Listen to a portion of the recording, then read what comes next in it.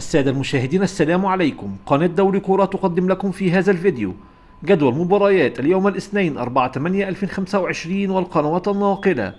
وفي البداية لا تنسى الاشتراك في القناة والإعجاب بالفيديو ليصلك كل جديد. مباريات الأندية الودية: برشلونة في مواجهة دياغو عند الساعة 2 بتوقيت السعودية ومصر.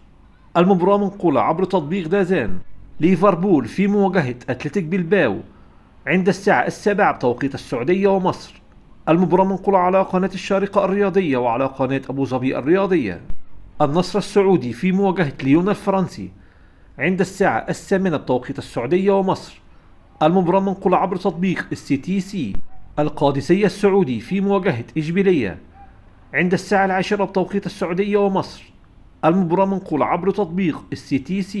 الجولة الأولى من كأس أفريقيا للمحليين: النيجر في مواجهة غينيا عند الساعة 6 بتوقيت السعودية ومصر.